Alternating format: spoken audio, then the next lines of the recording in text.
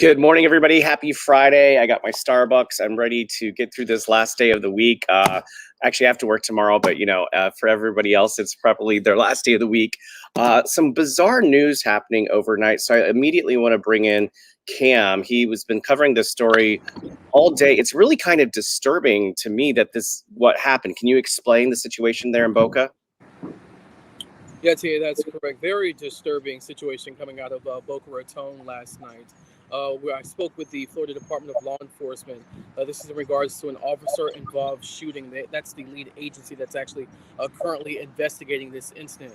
But here's what we can confirm at this hour. The suspect is waking up in the hospital this morning following that incident that happened last night at around 9:15. Police say that they received a call of a man who was acting erratic or suspicious with a knife. Now, this all happened right in front of the Barnes and Noble's bookstore at the University Commons shopping plaza. This is right along Glades Road, not too far, right up the street from the campus of Florida Atlantic University. And police say that when they arrived on scene, one of the officers actually got into some sort of altercation with that suspect. And then moments later, we're told that officer was forced to open fire.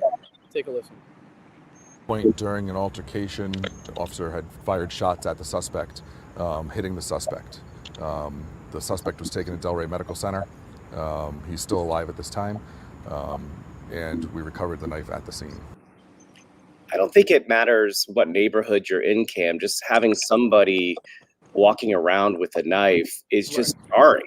Right. That is correct, TA. And then at this time, we're still working to find out, what the specifics are, regarding that altercation that took place. But police haven't yet released the identity of the suspect, so we don't know really who this guy is. All we know is that he was shot and that he was taken to the hospital in a critical condition. Now, as for the officer, he has since been placed on administrative leave, TA, which is typically normal procedure for instances or situations like this, pending the outcome of this investigation. That's the latest. Kim, is there any notion or word or thought, was he on some kind of substance, or do we not know anything like that? Police haven't. Last night during the press conference, police, they didn't release any of that information. It was very, very limited. We're hoping to get some type of an update later this morning as to those specifics and actually who this guy was, and as I mentioned earlier, as far as really what led to that altercation. All right, Cam, thanks. Great job this morning. Appreciate your time. All right, thank you. Take care, bye. Right. Always doing some nice reporting for us, Cameron Eppinger there in Boca. Let's say good morning to some people. Good morning, Justin from Michigan. Good morning, Mom. She always has a Hi Son available. The Kata, don't know what that one is. Jury, good morning from Port St. Lucie. Truly says, good morning, TA from Truly in Lauderdale by the Sea. Good morning to you. John Connor, can you recommend a good Friday happy hour? I can if you tell me what town you're in. Let's see. Karen says she's in North Carolina. Family's still in Boca. Good to see you. Eve, good morning from Palm Springs, from Everett. Actually, I always forget that. And then Daryl says, big ups to the police for taking him down. As for why this is why we need the police, thank God they got him before he caused more danger. Julie, good morning from Clewiston. John and Jupiter. Oh, a good happy hour is always, I always like Jumbie Bay because they have the 2-for-1 drinks in one glass. And that's always a good one. Another good one is over there at Charlie and Joe's. You can go to the Lucky Shucks. That's a good happy hour. I like that one too. Good morning to Tammy, my spin pal. Losing my voice. Good morning to Christy from Palm Beach. Good morning to you. Lisa, good morning to you. And no worries, Everett. I just got to remember it. You always are there and watching our broadcast, so we appreciate you. Gustavo, good morning from West Palm Beach. Let's move on to our next topic this morning, a Surfside update. We now have the death toll reaching 64. The mayor said 76 people are potentially missing and 200 are unaccounted for. So that's the latest out of Surfside. Moving on, concerts are back in South Florida. I'm going to add this to my computer here. Let me make it big so we can all see it. Yeah, Brad Paisley is going to be at the iTHINK Financial Amphitheater tomorrow night. It's the first concert Coral Sky, or the iTHINK Financial Amphitheater, has had since the coronavirus pandemic. Now, there are things you need to know before you go, because they've made some changes out there at the amphitheater. I'm going to turn this down a little bit because I think it's overpowering. And so I kind of want to go over those. First of all, you have to have, if you're going to bring a bag, it has to be a clear bag. It can be vinyl, PVC, tote bags, 12 by 12 by 6. Those are the sizes you can have, or small clutch bags, but no bigger than 12 by 12 by 6. Another thing is all the tickets are mobile entry.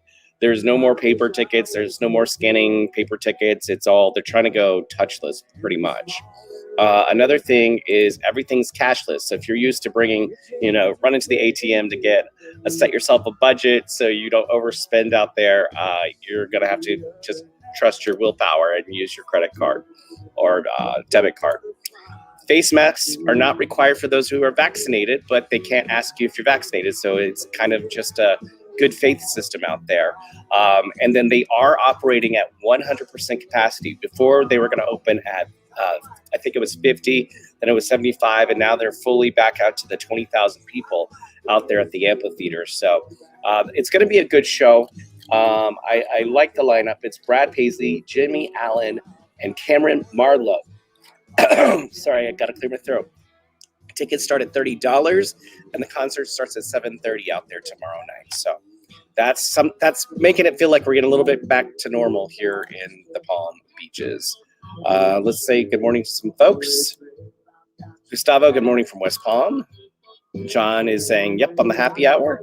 Rita says, good morning from Wisconsin. We got a lot of out-of-staters today watching. Good morning to you. Good morning from Lake Worth. And Charlie, good morning from Chicago. Hi, Charlie. Okay, let's move on to our next thing. And the National Spelling Bee, it has a winner. And I got to brag on WPTV News Channel 5 just a little bit, because our company that owns WPTV runs the Spelling Bee. Let me get the information on this just so I don't mispronounce everything. Where is this? There we go. Okay. So Zelia Avant-Garde is this year's Scripps National Spelling Bee champion. The 8th grader from Louisiana spelled the word, I'm not going to be able to even pronounce it. I don't know how she spelled it. Watch the clip. Kathy, play the clip. Wait, what is the name, Trojan? It's formed in Latin from a Swedish name. Maria. Murraya. That is correct.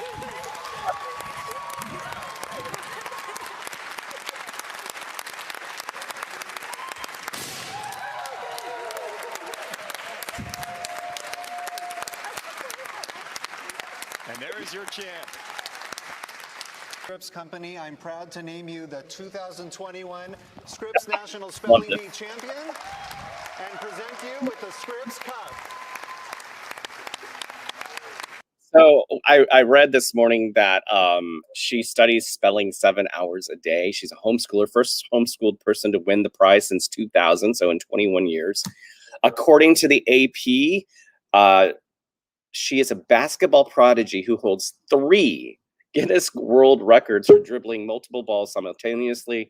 And so that is just amazing that she won the National Spelling Bee. Okay, moving on. This weekend is the Palm Beach Shakespeare Festival, and Elizabeth is here from the festival. Good morning. How are you? I am well, TA. How are you? So this is something done over there at Carlin Park at the amphitheater, and it's really, you're right next to the ocean, and it's done every night. You have select dates. Let me pull them up so I don't confuse. Well, you know them. And it's free. You just drive in. $5 donation is asked of, but not required. Tell us about what this is and how cool it is. Well, for 30 years in Carlin Park, Jupiter, we have presented Shakespeare by the Sea free of charge to hundreds and thousands and tens of thousands of families who over the years have actually grown up and become a part of the festival, or they're now bringing their children and in some cases grandchildren out to see a full professional production of one of Shakespeare's works. And it's wonderfully accessible. You just bring your beach chair, your blanket, your picnic basket, a group of friends, and you can spread out and unpack everything and have this gorgeous picnic under the stars while watching this lavish production. And this is something you really put your heart and soul into, right? I really have. I was actually in high school going back all those years. And I remember seeing the very first Shakespeare by the Sea. Of course, Jupiter looked very different. The Kravis Center didn't exist then. Of course, yeah. The Burt Reynolds Dinner Theater was shuttered at the time. We were really the only performing arts organization over the summertime offered like this to the public. And I remember sitting back and just being transported to another time and place. And I dreamed one day, oh, I would love to be up there on stage or do something. And lo and behold, here I am 30 years later, 31 this year. Yeah. And able to help bring this to the residents and the visitors and the families, and just to see the sea of faces, all ages, all socioeconomic levels, just everybody coming out, families, first dates, anniversaries. We had a giant birthday party last night as well. And, you know, people make it super fancy sometimes, or you can tell it's just a young first date bringing, you know, your little beverage and just a few light bites, or hitting our food truck and just kicking back, relaxing. And it's really something for the full-time year-round resident. That's why it was created and offered during the summer, just to sort of fill that niche. If you're missing your theater before the Kravis Center launches their big season, or season comes with all the shows and offerings, you know, this is truly for our community. And just full disclosure, you're not knocking the Kravis Center. You're actually there right now, right? Yes. I Just, love them. I'm not knocking them. I'm actually yeah, I know. get excited about those shows too. Oh, But, I can't yeah. wait for Kravis on Broadway. You know, I love Kravis on Broadway. I can't wait for that to get back. But for us here in the community that have nothing to do because season's over, we have this, which is Exactly. amazing. It sounds like a great date night. Now, you're able to bring your own food and beverage, you said, or go to the food truck? Absolutely. Absolutely. You are more than welcome to bring whatever you like, spread out, enjoy. And it's outdoors.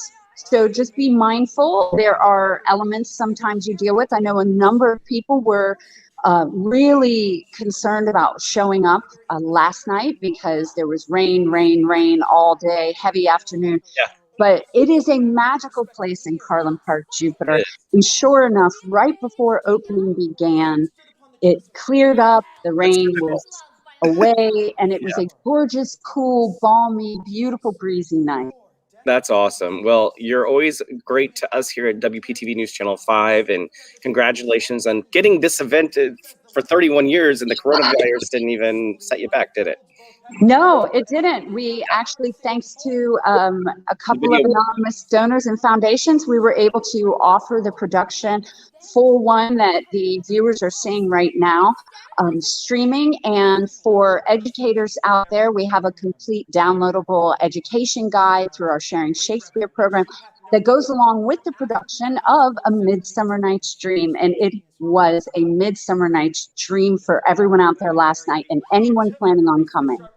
Well, great. Thank you for taking the time. I know we reached out to you at the last second and we made you take a quickest shower in America. So No, thank you so much for thinking of us and having me on, TA. It's always a pleasure.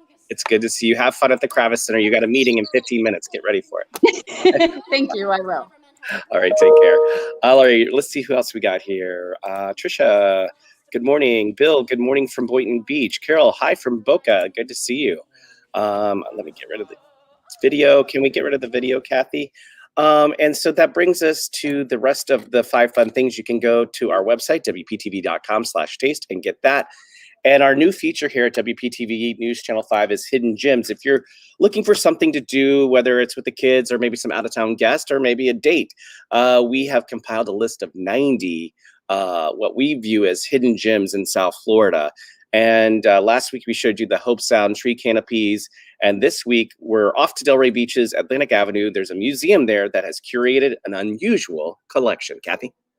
Museum. It is an interactive museum. Come in and you don't use coins or tokens, you pay for your time. All of the games are on free play and you have unlimited gaming during that time. It's the coolest place on earth. It's the ultimate pinball, arcade, barcade, it's everything all in one. Nostalgic games, all the ones you may remember from playing Atari in the 80s, like Donkey Kong and Asteroids. We got families here, and you got the dad with the kid, and dad showing how to play, whatever, which is very nice to see. And as its namesake suggests, the Silver Ball Museum has lots of pinball machines. The appeal is the history, the years that span back for all these games. The evolution of the games from pinball to arcade to newer pinballs to newer arcade games that eventually ending up at the home and the home consoles. It's awesome, man. There's so much here. The collection is vast. So there's over 700 in the collection, so we're constantly rotating out games. A lot of them are obviously classic or vintage. And here's a pro tip. If you want to take a break and grab a bite to eat along Delray's vibrant and tasty Atlantic Avenue, you can. And it's a re-entry pass. You can leave, walk the Ave, come back, and play all the games you'd like. All right, so that's this week's Hidden Gem. You can find 90 of these gems on our website. Just go to WPTV.com. Right at the top, there's a little tab that says Hidden Gems, and there's an interactive map that you can actually zoom in to where the area you're interested in. It could be an area you're traveling to or visiting that you don't know what the cool things are. And if you want to submit some hidden gem that you think should be on the list, we're going to increase the list to 100 here in a couple of weeks. You can do that there too at WPTV.com. All right, guys, thank you so much. We'll see you next week. Take care.